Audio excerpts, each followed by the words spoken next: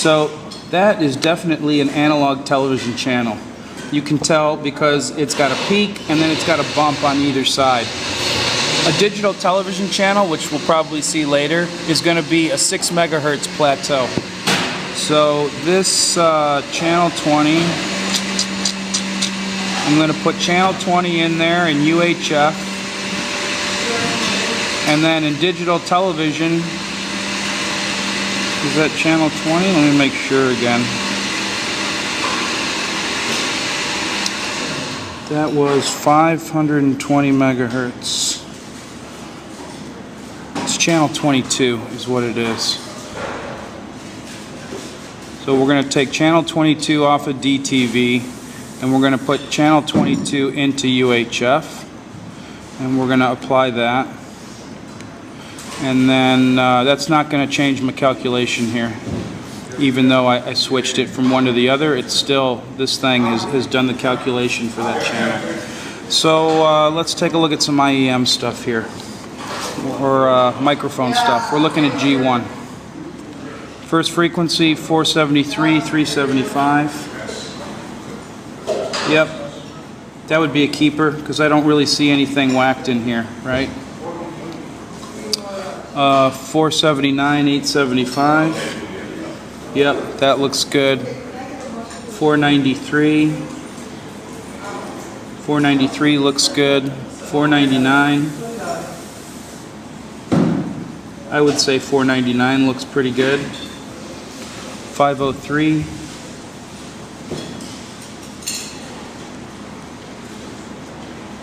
Yeah. 532.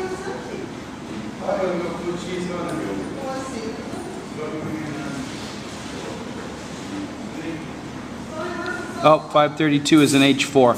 So all my G1 bands are good. I don't have to worry about that.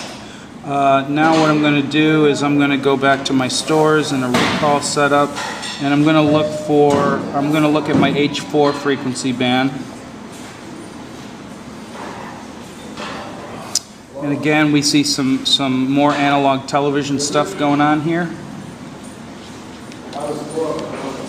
And that one's 540. And 540 is channel 25.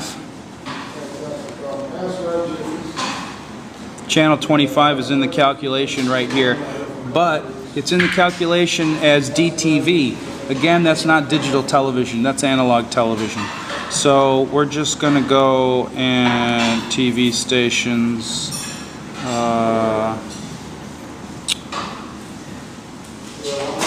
540.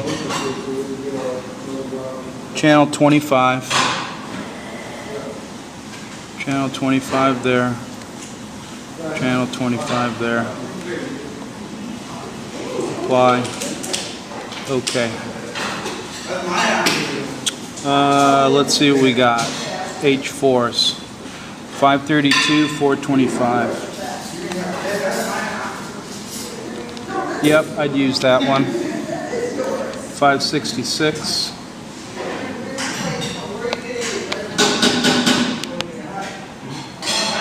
Yep, that's a keeper. 67, 200 is a keeper. 571, 800 is going to be a keeper. So I'm good for all these frequencies. I'm going to check my next band, which is going to be UHF RL3. Go back to stores. Recall setup. And I have to use my power adapter with this now. Should have recharged it last night, but I didn't.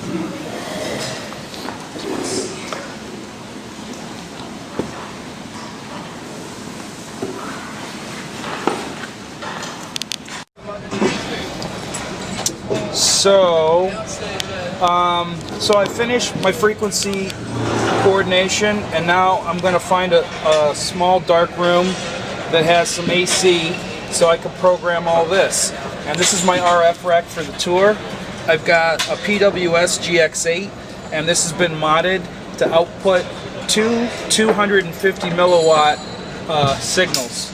Basically, it's two GX4s in the body of a GX8. It has two outputs in the back. This thing in low power mode operates at 100 milliwatts. And if I hit the button, both antennas will output at 250 milliwatts. I asked for this particular model from Claire Brothers because I wasn't sure what the video stuff was going to happen to my RF picture, and I wanted the ability to be able to punch through all that CAC if I needed to.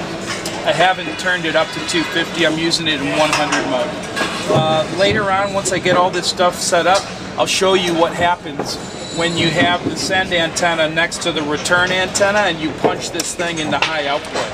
You see the noise level and all these jump up quite drastically. The way I do the frequency calculation in low power mode, all these will be clear. When this whole rack is powered and the antennas are set up, chances are you probably won't even see one dot on the UHFR, which means you got a well-spaced frequency coordination and you're not really worried too much about intermods. So we're going to roll all this crap out. Yeah, I already told them to go ahead and take this D1. So I finished building the stage. the openers RF, and now I'm going to do the JB RF. All you monitor engineers already know this trick, and this one's for the kids that don't know what's going on.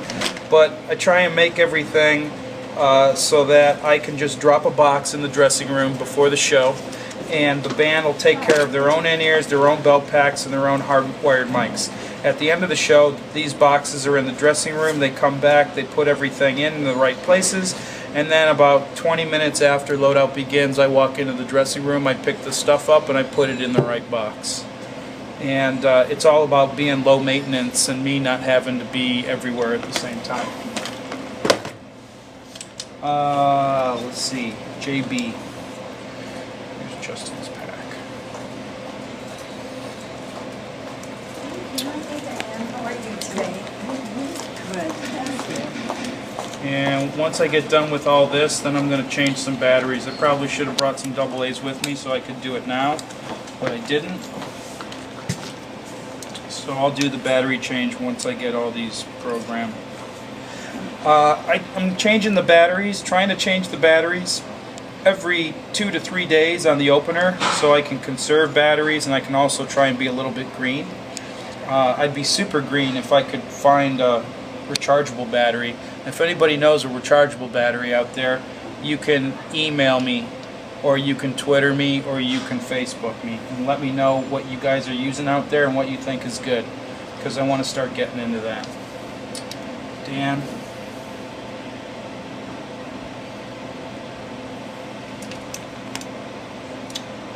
Damn tab, did you see that? Did you see that? Look at that, that's what I'm talking about, Sennheiser. That's the tab to the door right there that just popped out. It's gonna suck when this gets all over the internet. You might have to edit that.